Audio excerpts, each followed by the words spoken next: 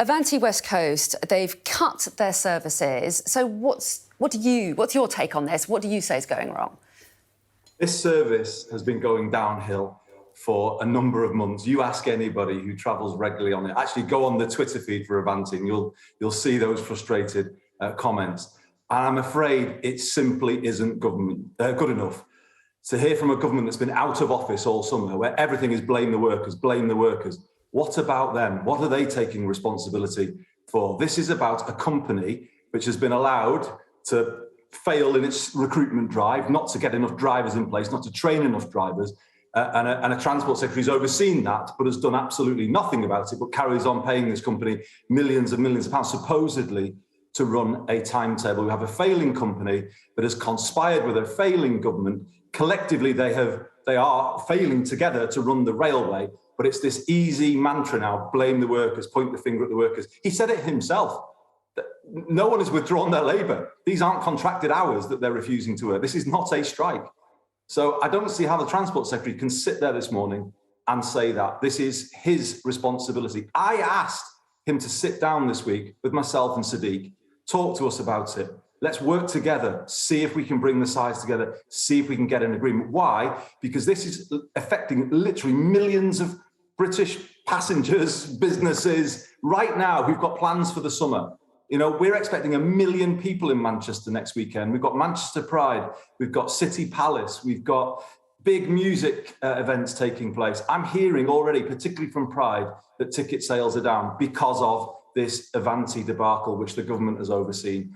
Honestly, it's just not good enough. It's not good enough for the people out there whose plans have been thrown into chaos this summer. The Transport Secretary should not be just throwing the finger of blame at the unions and the workforce. He should be sitting down and resolving this. OK, and he says it's about ASLEF drivers deciding to stop volunteering for overtime outside their normal week. That's why he says it's a de facto strike.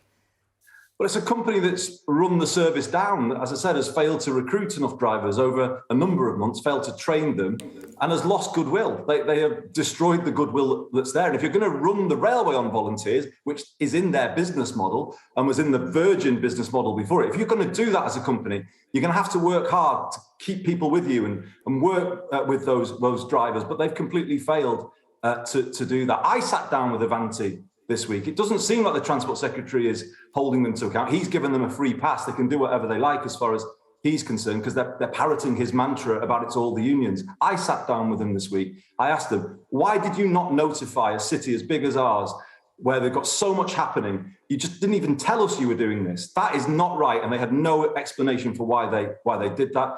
And I also said to them, they must bring back to us a credible plan to restore the timetable within days, or we will ask the new Prime Minister to remove this contract from this company.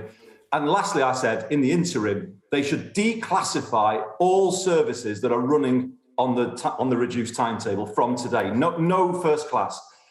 If they did that, that would release seats to the booking system. So at least people who are struggling to get to Manchester next weekend would have more chance of doing so.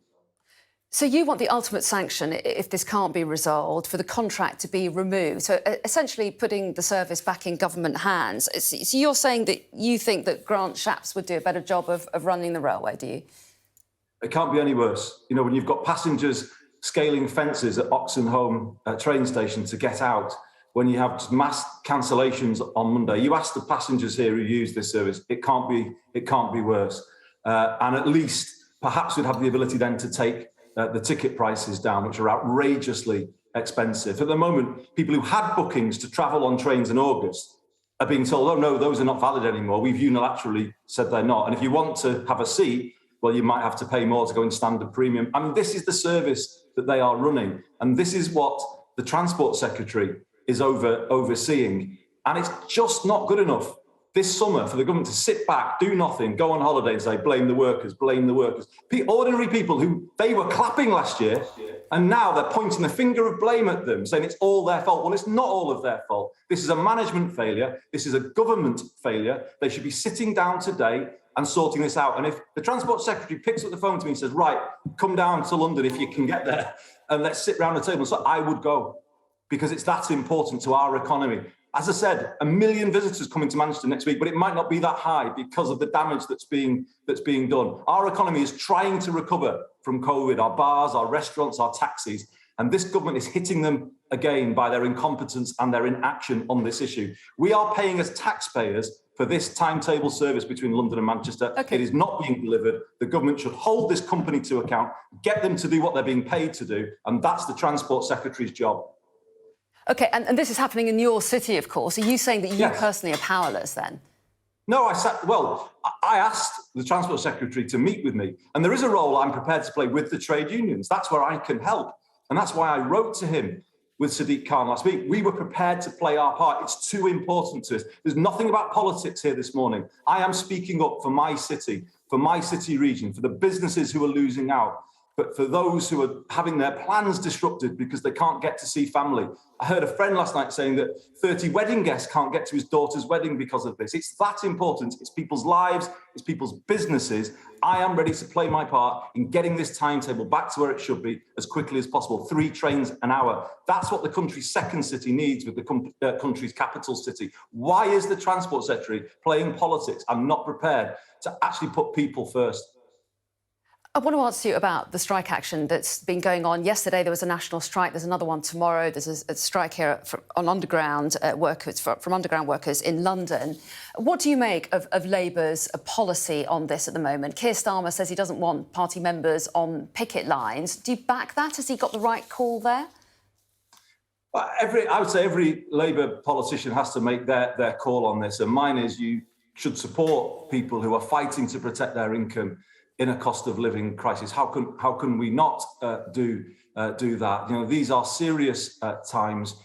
People are really struggling. I'm hearing reports of people having to turn off every electrical appliance in their house already because they just simply can't afford to make things add up. You know, these are really serious times where everyone has to do what they think is right. And I would say, you know, the Labour Party should.